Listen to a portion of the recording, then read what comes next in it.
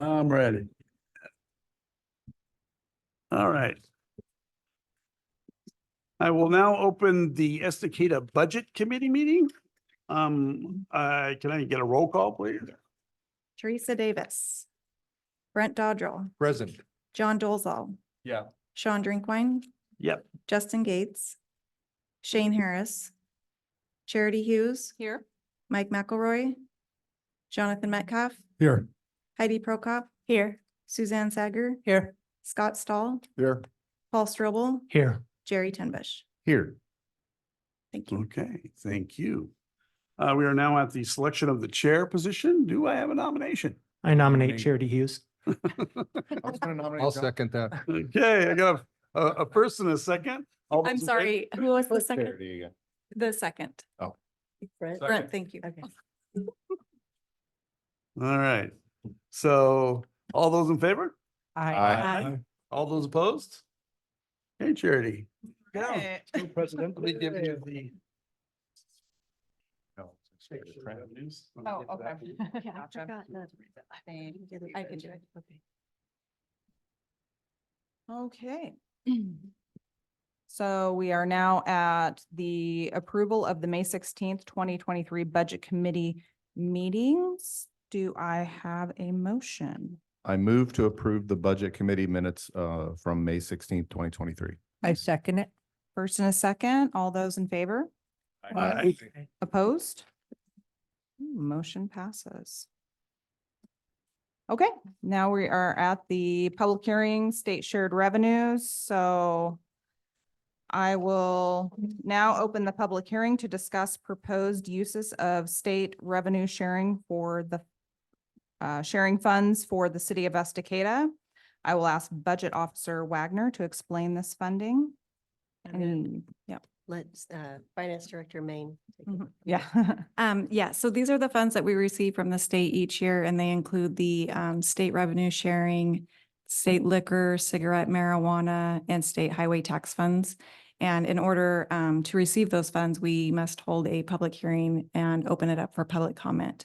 And a resolution will be passed by the council in June to finalize that.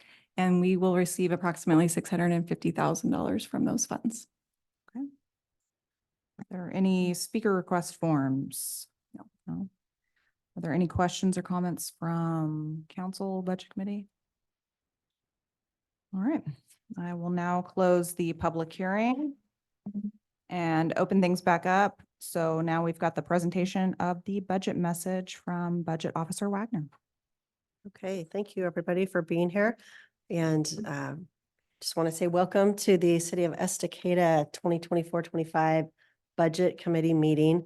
I'm going to give a brief overview of my budget message that is in the packet. And so I've tried to kind of summarize it and compile it. So if you have questions along the way, if I'm putting it in a different order, then you're tracking along in the budget message in the packet. Feel free to ask questions. But I just want to say it's an exciting time. We've gotten a lot done in the past year. We have great leadership from the council and from the committees that they have appointed to serve the city as well. And the staff that we have are doing phenomenal. There's a lot going on right now, and it's not just the management stage of things where you're kind of just rolling along. It's new things, it's figuring things out, it's growth.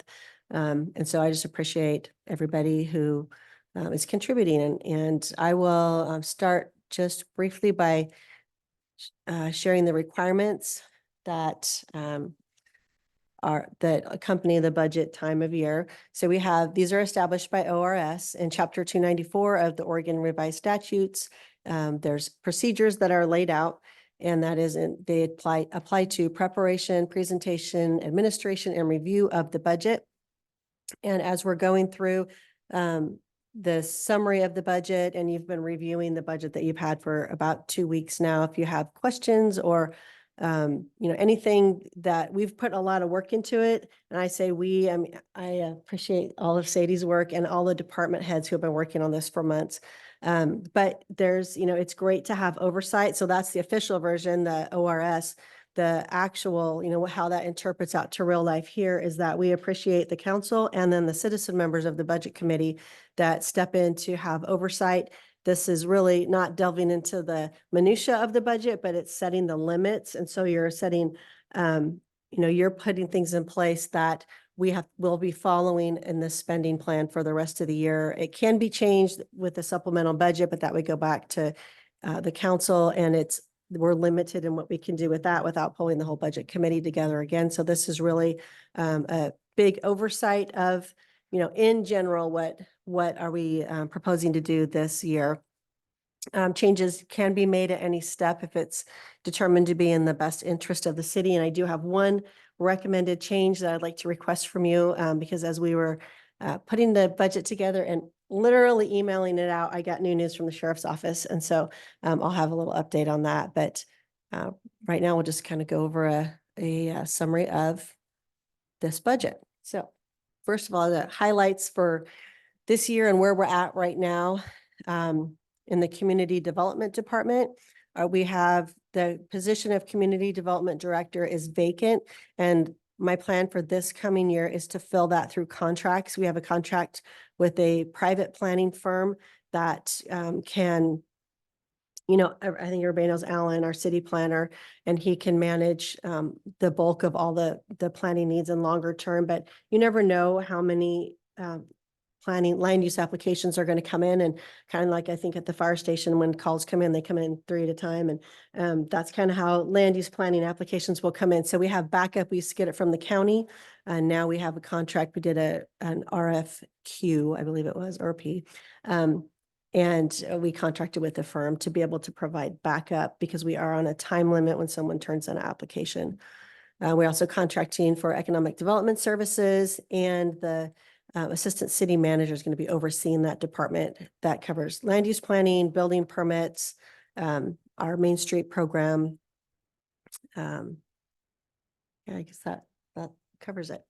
And then in the front office, we call it front office. I guess it's admin, front office or admin.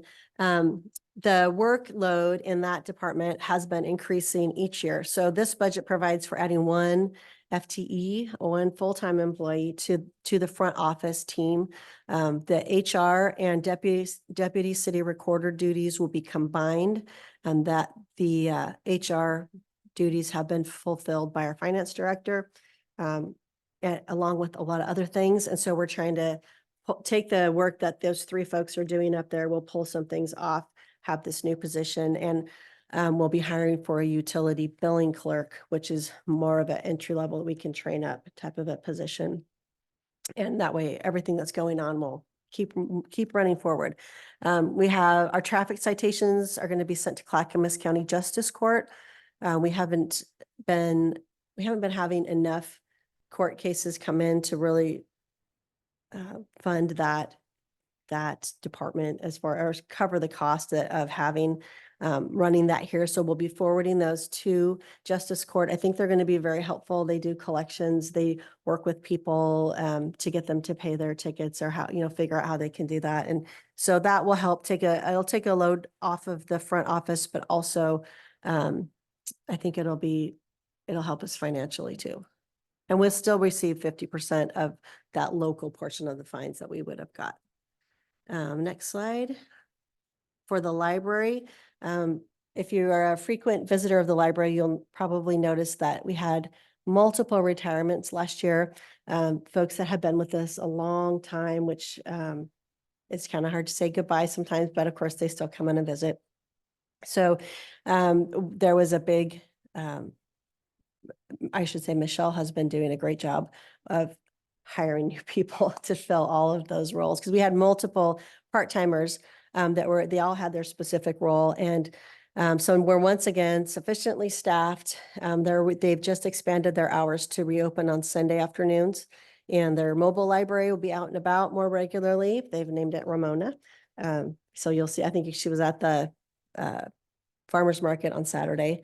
We have strong adult and youth programming through the librarians that are on staff there, and the collection's well maintained.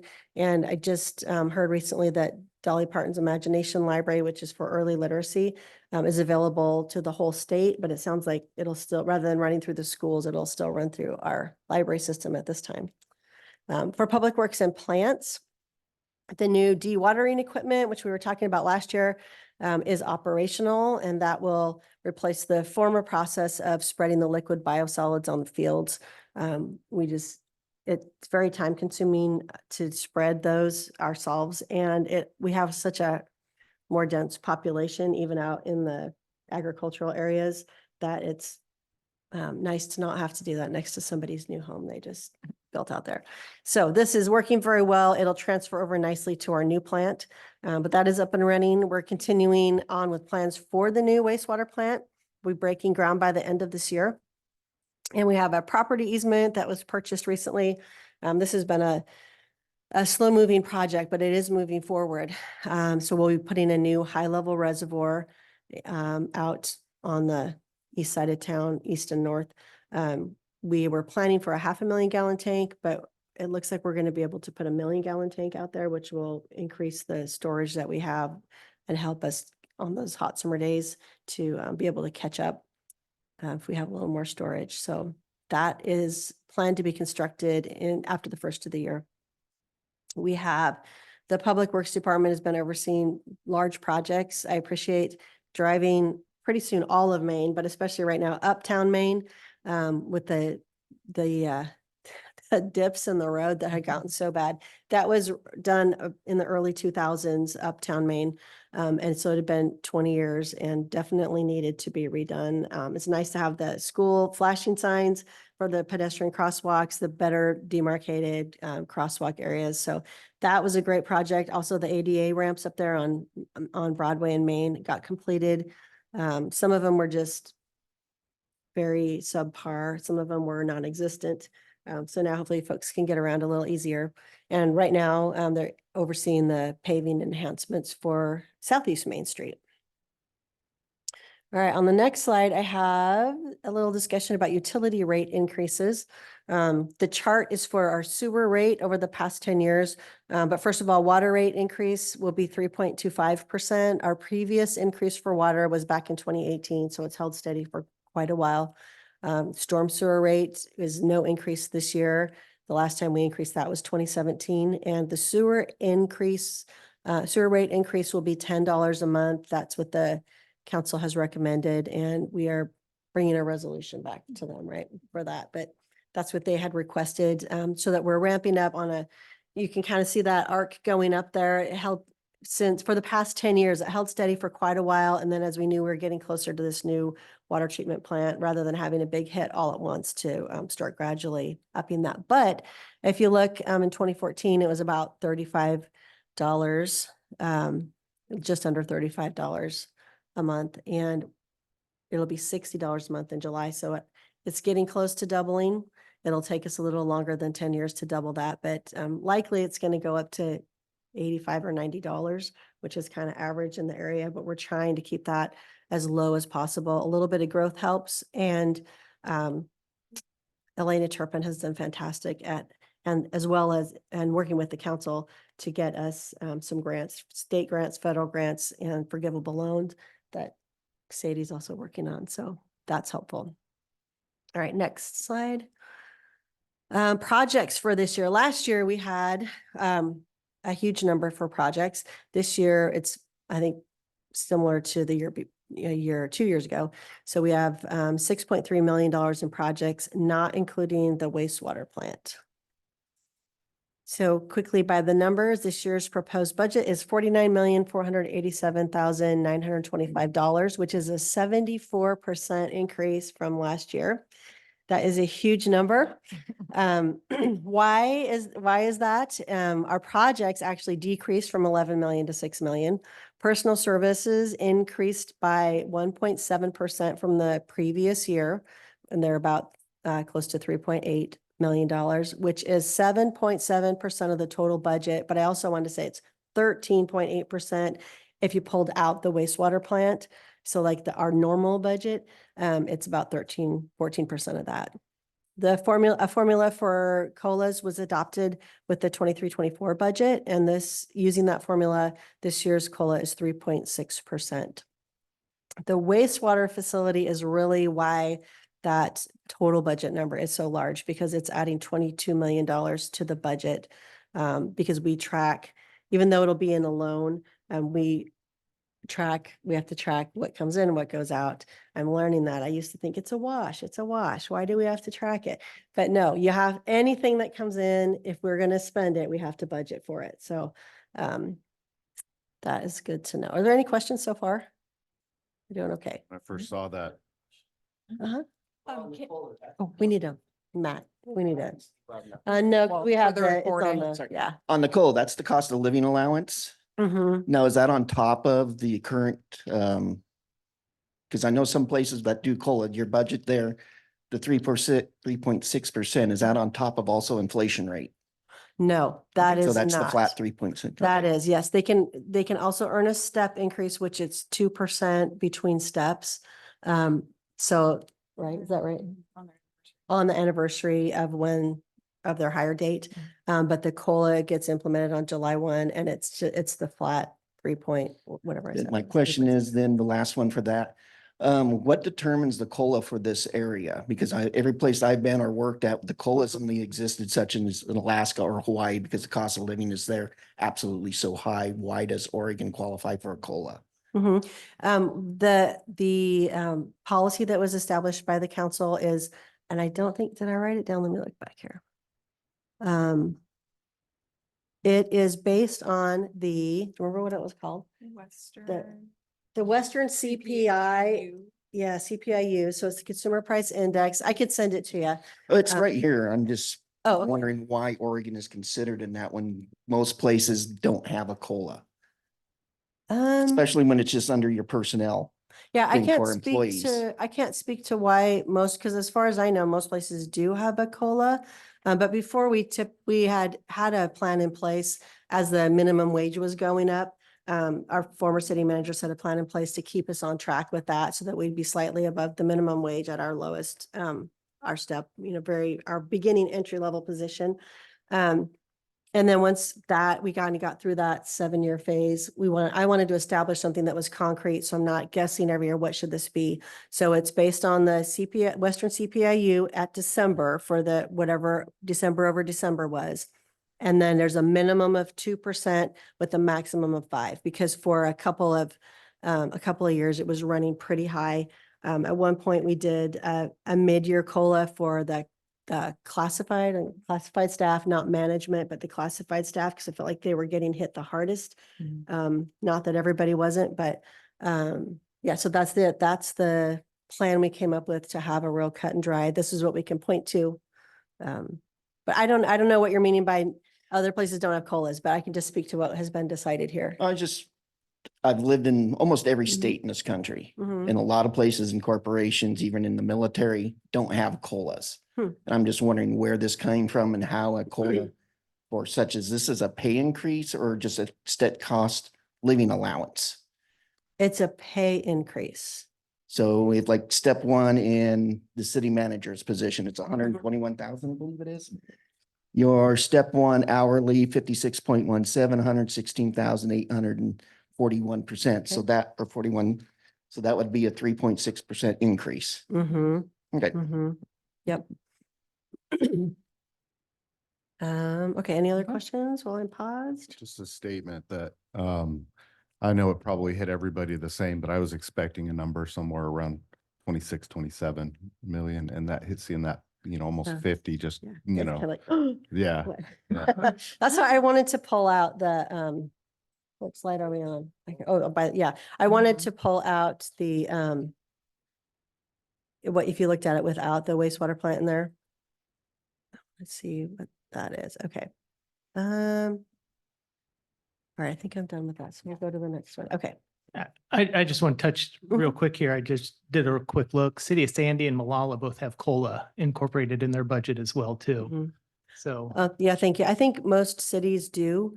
I can't speak to other states, but I think that it's fairly common. And I just wanted to make sure that we have a standard procedure that I'm following that's approved by the council. So thanks for looking that up, Counselor Strobel. All right, major projects. We're going to go through some of our major projects, water and wastewater, and I'll start moving a little more quickly. Engineering and permitting and beginning construction for the new wastewater facility. We've got the second high level reservoir that's going to go, hopefully we were waiting for the Christmas tree season to get through because we're taking out some Christmas trees. So, in January probably. And then we have some, 3 pump stations that are going to be up. Well, the Eagle Creek Pump Station is a construction of a new station, and then upgrades to the campus pump station and also the Timber Park Pump Station, and then some filter media replacement at the water treatment plant.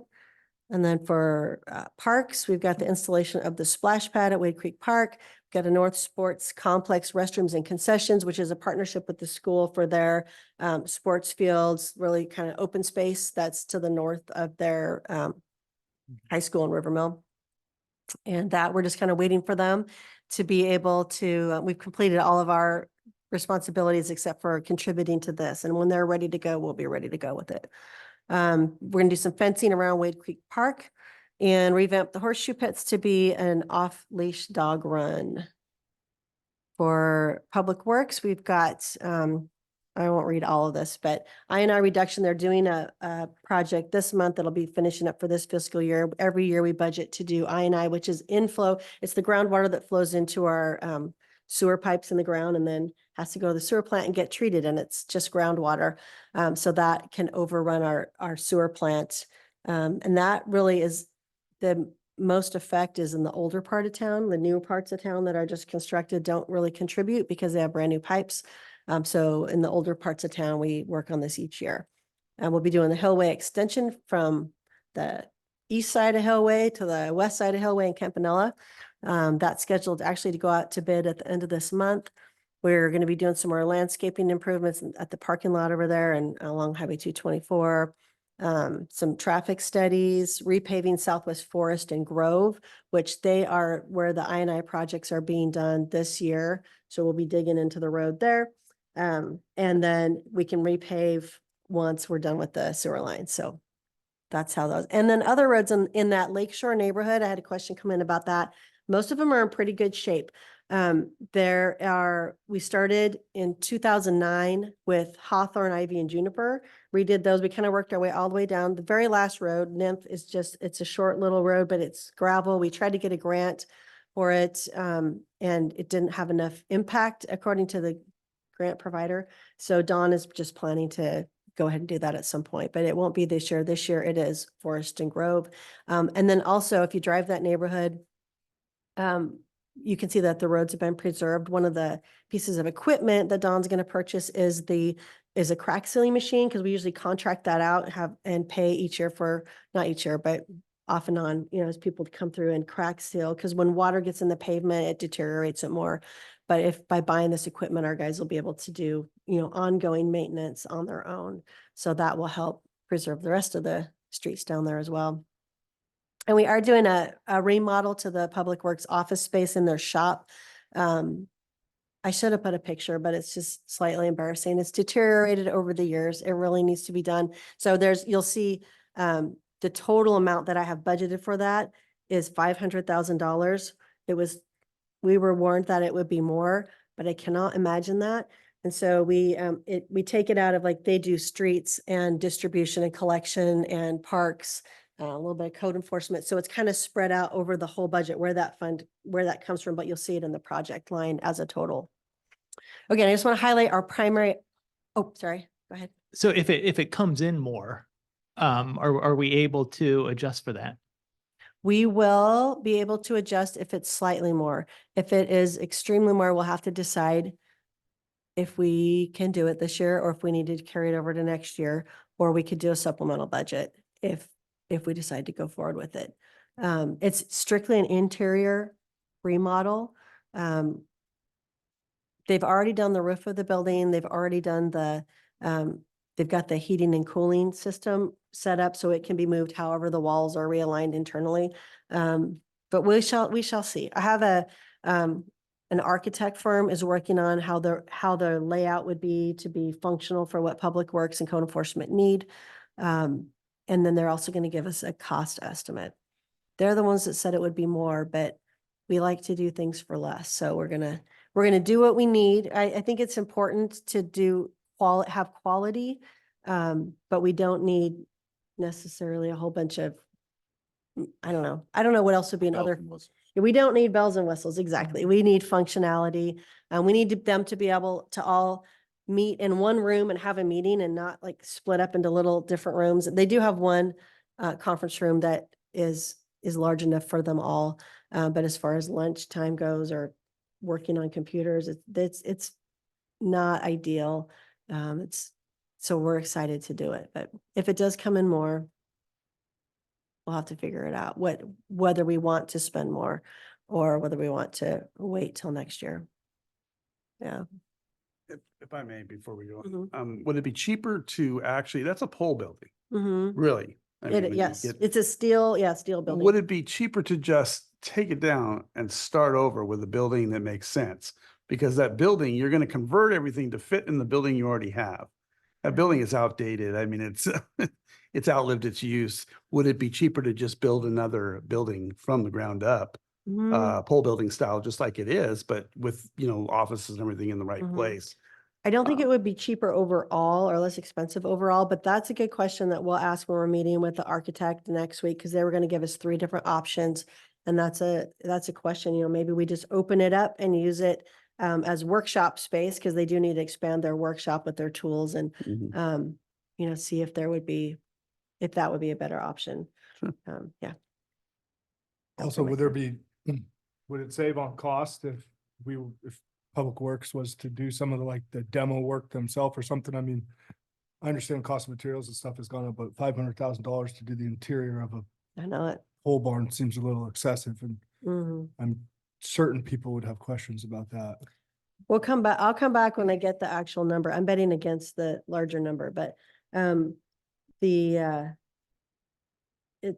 sorry, what was your? I was oh, just saying, if could they we could save do- cost if, yeah. I mean, they have all the ability and the people that they could Potentially, demo, and then, I mean, at worst case, I mean, and I'd like to see, I agree with the mayor that a cost analysis on what it would cost just to do a new mhm, pole barn, just to see. I mean, yeah, if you could repurpose that for, like you said, another space that's used for something else and then we maintain it, I don't know. I just, I know. It's building just- buildings, $500,000, $500,000 seems like quite a bit to That's a scary remodel the number. inside. Yeah. of- It seems like a lot. So that's why I didn't budget more. I put this in there kind of as a placeholder, and then we'll bring some updates back to the council as we move forward with that. But that's really the only, I think, maybe surprise thing that's in the budget. Because I was thinking it's going to be very expensive. It's going to be a couple $100,000. And then it was way higher than that. So we'll continue the discussion, but I do have that in there as a placeholder. And it's coming from multiple different departments, but you'll see it in the project line, all summarized. So, okay. Quickly moving on to our primary, I guess I should say. So we have operating, our primary funds. They are directed by the council to maintain minimum fund balances. All of them do except for the street fund, and I'll explain that when we get there. Also, each fund has to balance the overall budget and each fund balances, and then the overall budget balances, meaning that the expended revenues equal expenditures. All right, so for the general fund, that is where most of the business activity of the city takes place, is funded out of. There's 6 divisions on the next slide. You can see those divisions and what is budgeted in each of those divisions. The police looks really high. And I'll talk about that in just a minute when I think it's it's the next slide. This does include the SRO, and the SRO, Student Resource Officer, is a partnership between the schools and the city. They pay half and we pay half. And then when school is in, he's at the school, he or she, and then during summer and Christmas holiday break, or winter break, spring break, whenever there's not school in session, he's on patrol in the city. Plus, if we ever have an incident in the city, he may be stationed at the school, but he's in town. So this just shows the total cost that we're budgeting. It doesn't show that the reimbursement that we'll get from the school. On the next slide, this was what came in just the day that we were sending the budget out. I wanted to point out the basic contract for services is almost $1.2 million. That's an estimate. There'll be additional costs on top of that because in March, we're adding a new deputy and that will get us almost to 24-hour coverage. So we'll have 4 deputies working in the city. We'll have the SRO, which is an additional deputy that kind of runs through the middle during the summer or is here during school hours. And then we have our chief also. And then every time we add, like not when we get a new deputy, but when we add an additional FTE on top, we need to pay for training. And so I was planning to pay half of it this fiscal year, half next year. And then on that day, the sheriff's office said, no, we really need you to pay for it all next year. So what my request is that we would increase the general fund beginning balance by $75,000. So we'll have more to carry over, and then we'll add on to the cost of the contractual services for police. We'll add that 75,000. So am I saying that correctly? Yeah. So it will balance out. We'll still have a balanced budget, but rather than paying it this fiscal year, we'll just pay it after July 1st. So that would be the one Question. change. Yes. On this change from the police, is there updated services or something we're gonna receive for this? I mean, what's with the such high price tag this time? It costs about $150,000 to put a deputy through training. Okay. Through the, and Chief Mendoza can talk about this more too, but in the contract. So if we had our own department, every time we lost somebody and then got a new person on, there's a chance they could be brand new and they have to go through this training, and we'd have to fund that while they're going through training, and it takes time for them to get here. But since we're contracted with the county, they just charge us at one time, no matter whether we're getting a new person or a seasoned person who's been here for a while. When we increase the FTE, we contribute to the cost of training, which they're doing all the time, as people come and go. So this is not just your regular, like, we have training and dues in there for classes or continuing education type stuff they would take. This is actually getting a new deputy up and running. And it's just a one-time cost that each of the cities, Wilsonville, Happy Valley, Estacada, all on the same thing. If you add an FTE, you're going to pay that training cost one time. So, Training usually lasts about a year. If you get a brand new deputy, you go from academy and then you put them through FTEP, and it's a 4-step process through FTEP. The whole training from start to finish is about a year long before the deputy is up and running. So it's an expense. Yeah. and no guarantee they're going to make it through. Correct. So They could wash out in phase 2 of FTEP. You never know. Mhm. Yeah. So even though it looks like a lot, and it is, we're sharing the risk with the county because actually, and they're taking a lot more of the risk because we just pay it once and to get our deputy, and then they're running that on the backside. Yes. So just so I understand, I get a new FTE Mhm. and the training cost, Mhm. but so if it's a seasoned officer that we would hire, Mhm. they still have to go through that training? No. And so there isn't an actual cost. Right. So if they send us, which it would be great if we can get, like right now, the deputies we have they're pretty experienced. But there's no guarantee, the next time around at the bump, when they all trade shifts, we could get 3 new guys. And, but we don't pay, we haven't been paying training on them. We pay one time for, to get a deputy up and running so that the county can backfill their position. And then we're good to go. So whether it's a new guy or not a new guy, we pay it once. So how many times have we paid the training fee? This would be the 4th time. This would be the 4th time. I can't remember if we paid it for the SRO. I don't know if they counted that on us. It's ongoing because we've been having this for so many Right. years, but this will be our 4th deputy.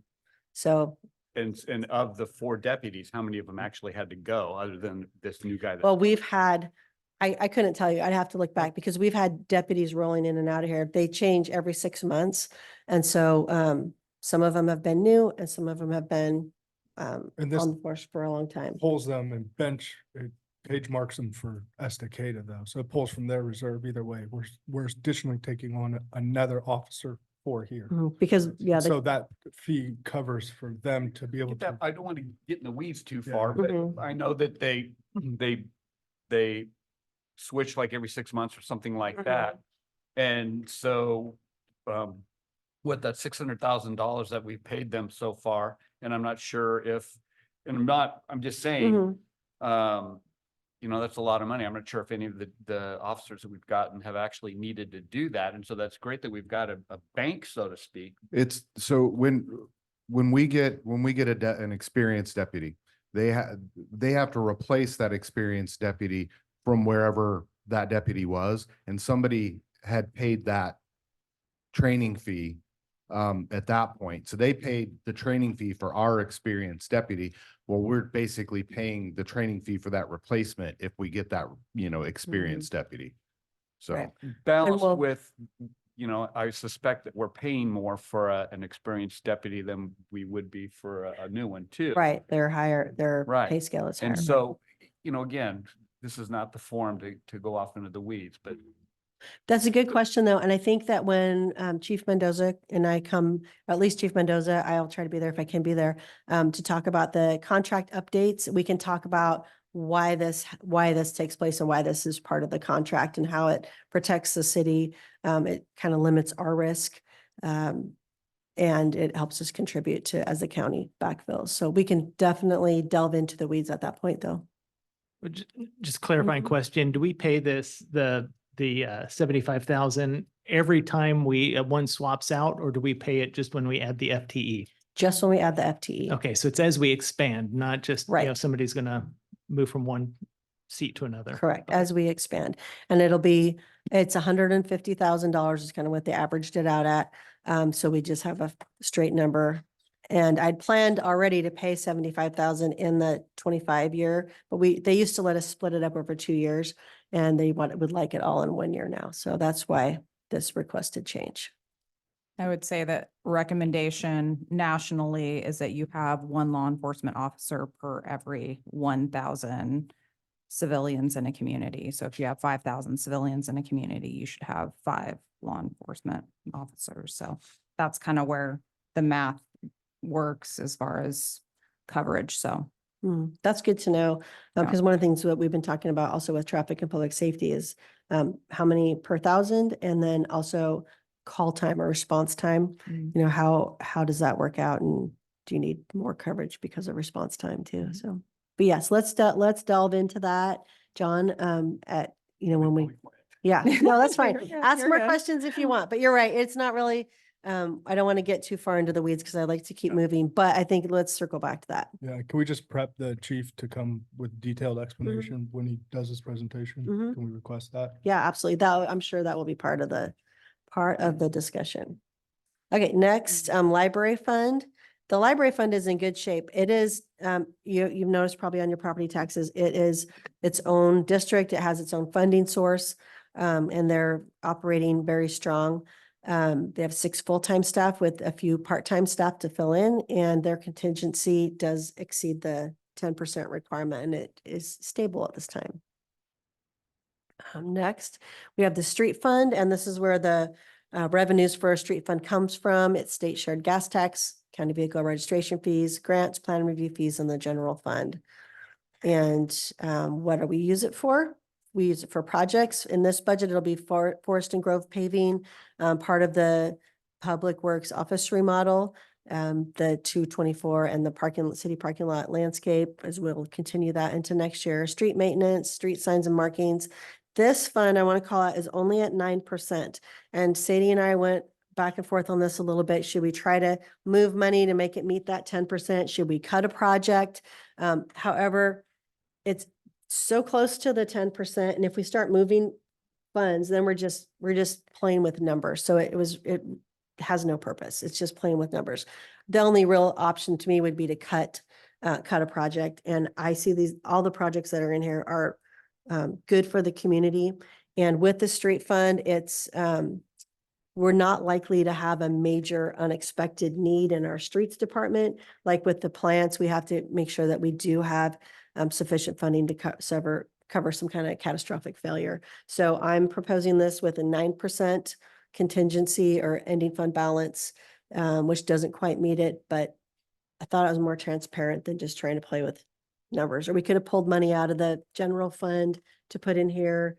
And we can still do that if that's what you want to do. But I feel like this is more transparent. This is what we're spending. We don't have a local funding source such as a gas tax, which would help to supplement this this fund.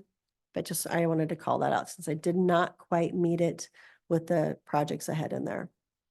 For the water fund, we have treatment and then we have distribution and storage. So our total expenditures are about 2.6 million. And this one, we do need to have a strong reserve for that. And the contingency is exceeding the 10% requirement in our water fund. For storm fund, this handles storm runoff, which is not treated. It's gathered from impervious surfaces, goes pretty much straight to the river, highly labor intensive. And so the expenditures in this fund are almost $500,000 and we have a contingency of 175,000. And we're going to be doing a stormwater master plan update in this budget. Sewer fund is also needs a larger contingency. Also divided into two sections, treatment at the plant and then collection out in the community in the pipes. We have budgeted expenditures of 2.6 or 2.7 million with a contingency of 679,000. And this wastewater facility will continue to operate at the current location until the end of 2026 when the new one is up and running. It will not be decommissioned until the new one is for sure operating well, and then it will be decommissioned. Okay, other funds, we have some reserve funds that we have our system development charges that the developers or anybody doing development pays into these as they add on to the system. So we have projects in each of those sections: parks, water, street, storm sewer, and sewer.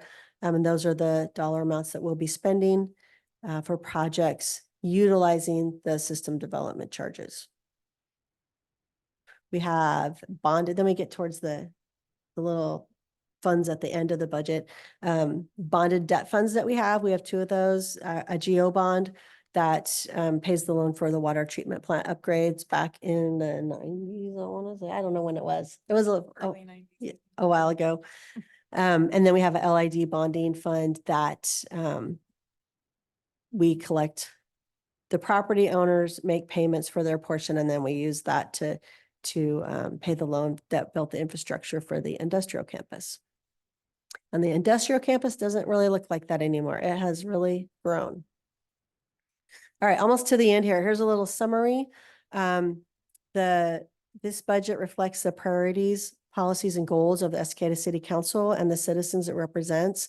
We've put it together to spend these revenues. Put the spending plan together, I guess you could call it. We put it together prudently. It improves our systems and facilities to meet growing service demands. It constructs necessary infrastructure to accommodate growth and maintains adequate reserves for any unanticipated expenses. On the next slide, our priorities are being funded. It plans for, it funds capital improvement needs in public works and treatment plants, upgrades to our park infrastructure, stays committed to providing police services. And at this point, increasing at some time, we'll probably level off with that. And then the library budgets for their collection sensibly, provides programs, provides services, maintains a wonderful building for people to go to. And I want to say thank you to the city staff again for their continued commitment to serving the community with professionalism and excellence. And I should have added on here, thank you also to the city council for providing the leadership and the oversight. And then if there's any questions, I'm happy to answer those. The next steps would be budget review and discussion by you all. All right. Well, thank you, Melanie, for that. That was a really nice presentation. And I want to thank city staff for putting together this packet. It's going to sound kind of cheesy, but I actually appreciated all the little pictures along the way. So I wasn't so bored with numbers. That's my favorite part. Nice pictures. So I appreciate Gotta it. keep your attention. Keeping my interest. But does anybody have any questions for, Jonathan? Yeah, thank you for your work in advance. Like you said, Charity, I think that was incredible.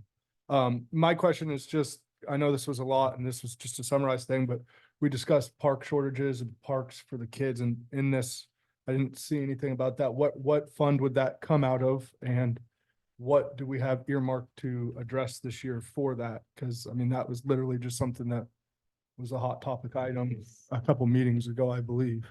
For like a, So as far as Um, acquiring either park space or upgrading parks or increasing, adding, we don't have projects in this budget that would add additional park space. We are adding the splash pad, which is an element to Wade Creek Park. We do have on the future docket, the Lakeshore water access that's coming up. But we really need to, as we're starting to update the plan, the parks plan and the parks code, that Alan will be bringing back to us in June, that you've been working on with Planning Commission and Parks and Rec. That will give us more direction I know it moves slowly. And we don't have any expansion or additional parks being built in this budget, but we're moving. do we have funds earmarked for when that comes out though? Like, do we? Sure, that would be like the system development charge funds as homes are built or homes are built. And they pay into that park fund. We keep accumulating those funds, and then we can use those to build a new park. Okay. Mhm, That was that SDC mhm. discussion that we've been having with Parks and Rec that we're still trying to hammer out all the details with. Mhm. And yeah, like you said, just Yeah, I just didn't Things move. see anything targeted or earmarked specifically Yeah. addressing that, and we're already behind on that, right? So I just, yeah. And two, we're having that discussion pretty quick here on SDCs Yes, and the fact that we're sitting at the second lowest. And we should be moving that up a little bit. that's That fine. will help the I park. was Yeah. just more curious if it was on the, yeah. that's all. Yeah, so I'm sorry, it is not, I mean, I hear, I hear so many great ideas. And we are having very much interest in pickleball courts. We're having interest in a sports facility for like tournament type stuff. We always, trails, people are always interested in trails. And so we're working, our park system has tremendously grown over the past 15 years, but it is kind of a slow process. And so keep us on track with prioritizing that, and we'll get there. Yeah, just a few questions. The transient lodging tax, 7%, where does that go? Where is that money directed to? That is required to be spent on tourism. And so we're not sure how much, right? I estimated $10,000 this coming year. This coming year. And that's just to estimate, because this will be the first full year that we're actually collecting that. So we're allowed to, it's 80% that we have to spend on tourism, and then 20% can just, is that right? 20% I stay. thought it was 75, Seven- 25, but, We or could double, 70, 30. maybe. I'll double Sorry. check on that. The breakdown for the transient lodging tax, but we're going to put out, we've had great success this year with the tourism pilot project, where we put out an RFP with a small amount of money. It was $10,000 to see what somebody could do with providing tourism type promotion. I mean, I think the Oregon coast or Bend, neither one of them needs to really promote themselves. People are going there, but they do it anyway. And so it's good for us to be working on that. So we do put some funds toward that. So we'll accumulate the transient lodging tax at this point, but we do have $20,000 budgeted to go towards a tourism project. And then we don't have to spend what we're collecting every year. We just have to track it so that we can verify that we're not misspending it. And then we could even put it on a project. We could use it as a match for a grant to do a tourism type project. That's where that goes. So the change of strategy for tourism is to no longer not contract, but support the Chamber of Commerce to be your tourism arm, is to try to do that more internally then? That's correct. I don't know if it's internal because it's still a contract. And the Chamber of Commerce would be welcome to put in a proposal. They didn't last year. Last year we funded them to continue their standard, what they've been doing for tourism. And then we also ran this pilot project to see would it be successful if we actually just put it out there. And so they can, put in a proposal for that if they want to. But we're not going to just fund them directly to continue that. We're going to look at competitive proposals for it. Okay, Mhm. so just one more question. This is Okay. getting a little bit into the weeds. I know part of what the Chamber of Commerce did was maintain the Visit Estacada website. Is that something internal staff will do then? I need to talk with Connie, who's the chamber president, about that. We are planning to meet. We talked just a few days ago that we need to get together. So I'm not sure if they're still able to do that. I'm not sure what the plan for that website is. I still have $5,000 in the city budget to contribute to the chamber and for business support. We also are doing we are contracting with an economic development person that'll do business support and growth in general, because I know the chamber is a membership organization and so some people don't want to be a member. So we are supporting generally, but we're also still directing some funds to the chamber because they do a great job with working with the businesses in the community. So I will find out about the website because I have not sat down with Connie Redmond yet. So this is just a general comment, and maybe it's directed more to the city council than to you as city manager. Okay. But there was a great partnership with the Chamber of Commerce for a long time, and I think a lot of great things happened for tourism. Mhm. And kind of the ad hoc way of doing tourism, not that I'm a tourism expert, but had my feet in it for a while. Mhm. It takes somebody really getting the name of Estacada if the city council wants the tourism dollars to come in here. So Mhm. that might be something to rethink at one point. Okay, thank you. So when you talk about police coverage, it's always almost 24-hour protection. Mhm. Why don't we have a number? This is how many hours of protection we get. I could give you a number. Right now we have, we have on 6 days a week, we're covered all but 2 hours, which shall remain unstated Yeah. what those 2 hours For are. good reasons. But yes. we do also have the East County cars that operate in the area. And I tell you, I've had to come down here in the middle of the night when an alarm goes off for some reason. And I always hear there's one East County car and they could be, 40 miles away. But whenever I get down here, there's at least one. Usually that beats me. Sometimes I wait a couple minutes and then here they are. So I know they're in the area, but we have a couple hours a day because we could spread it out. Chief Mendoza has been really creative with the way that the shifts are running. So we could spread it out and get 24 hours on 6 days and then we'd just be short on one. But excuse me, it's 3 days. Because when we add this next one, then we'll have the 6 days where we're only missing 2 hours. And we could spread it out to get full 24-hour coverage, and then we could say that. But we haven't come to the conclusion that being able to say we have 24-hour coverage is better than actually aligning those shifts to where we need it the most. Right. So, That makes sense. yeah. And the mayor meets with me and Chief Mendoza on a monthly basis. And we've been working on what those schedules should look like and when we need the most coverage and how they should be distributed. Couple more questions. Okay. Bear with me. This is going back to parks, and I appreciate Jonathan's concern about the parks. So big redirect evidently with the splash pad. When I left the Parks and Rec, we were going to try to put the splash pad at Wade Creek, so that just didn't pencil out. It turned out to be very complicated to put at Wade Creek Park. We took some options back to the Parks and Rec Commission for where it could go. And really the only place to put it that is acceptable to the bulk of the community is at Wade Creek Park. So we are putting it there, and there's Public Works is starting. We have to tap the water line. So that it's getting started right now. It'll be constructed this summer, but I'm sure it'll be very hot before we actually get it up and running, unfortunately. Good. So last question. You use the word contingency on some of these. You need that 10% contingency. And when you, my math skills are right, you have far beyond If 10% contingency. Even in the general fund, it's like 3 times as much Yes. contingency. So is there a philosophy in that you just want to be really safe? Because you have like $1.5 million in contingency in your general fund. And we talked about things that could be done Mm-hmm. out of that general fund. So why don't we just do them instead of carry such a large contingency instead of the 500,000, which would be 10%? Mm-hmm. That is a good question.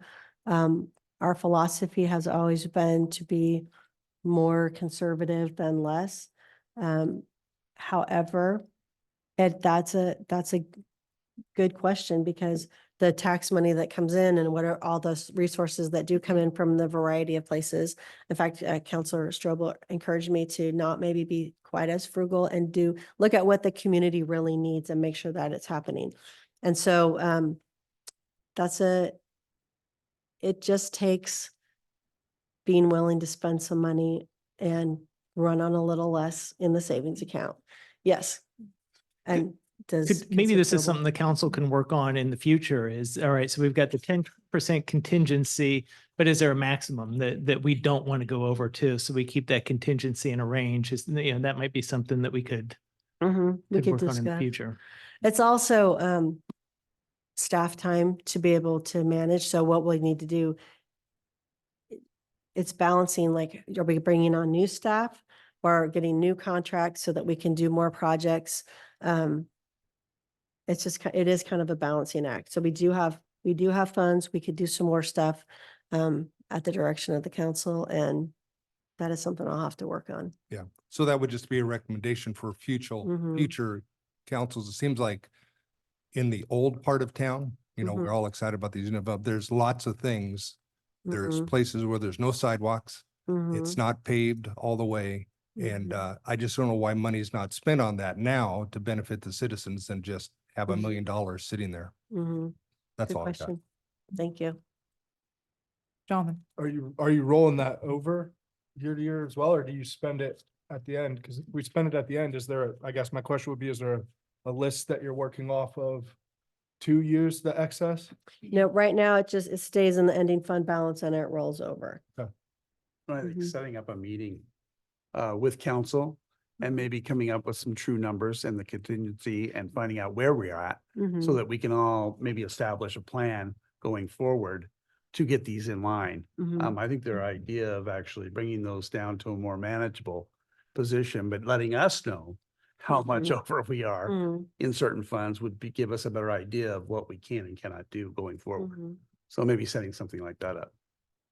I don't know if there's a way to look at other cities maybe and just see what they have in their contingencies and, just to get an Mm. idea.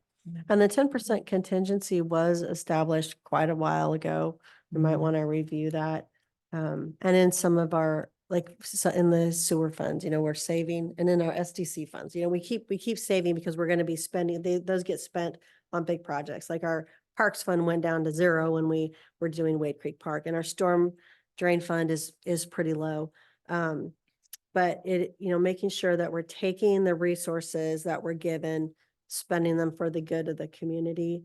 That is important. We're not just here it's not like a company where, oh, we saved money that goes to the shareholders. We'll double the council's salary. It's meant to be used for the good of the community. So. Okay. Any other questions? No? All right. Are there any comments online? Not online, but I passed out a written comment from Vincent Bellomo. Mm-hmm. And if you'd like us to read it into the record, we can. I think he wanted it read into the record. Find it here. Okay, and this is from Vincent Bellomo. He said, "I would like to commend Dawn from Public Works for the great job that they do every year during the winter. I'm glad we're getting him more resources to provide the services to the city. I would like to see the return of the yard debris disposal container this year. I know we've had some issues with trash in it in the past, but I think we could mitigate that with better signage around the container so people see that it's only for yard debris. I think we're at a critical point in Estacada's growth where we need to ensure the city is collecting the appropriate level of SDCs from developments so that we can properly invest in our critical infrastructure. Without the infrastructure, the developments would not be able to function. We spend a sizable portion of our budget on police services for the city. It is good. We are getting to the level where we have an officer available 24/7, but I would like to see the spending plateaued after this year. Chief Mendoza does a good job engaging with the community and providing us with real crime statistics so we can take data-driven solutions to the issues facing the city. Thank you. Okay, any other comments or questions? No? All right, do I have a motion to approve the proposed I have a- budget? You want to, Jerry, or pass it down to John? I move to approve the 2024-25 budget as amended in the amount of $49,562,925. And as amended, should I clarify that? Sure. That is, I closed my, I can clarify it. Okay. It's adding the 75,000 back to the beginning fund balance in the general fund and then to the expenditure for the police services. That's a separate. Got it. Okay. Okay, have a first. I'll second. Okay, first and a second. All those in favor? Aye. Opposed? Okay, motion passes. And now we need to move to approve the total ad valorem property taxes.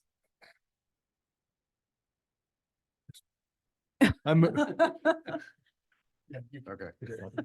I move to approve a rate of $2.6749 per 1,000 of total ad valorem property taxes to be certified for collection. Okay, first, do I have a second? I second. First and a second. All those in favor? Opposed? Okay, motion passes. Do we have an announcement for the next meeting? No? This will go next to the city council at the June 10th council meeting Mhm. to be adopted. Okay, sounds good. All right, no further questions or comments. I will adjourn the meeting. Okay, Melanie.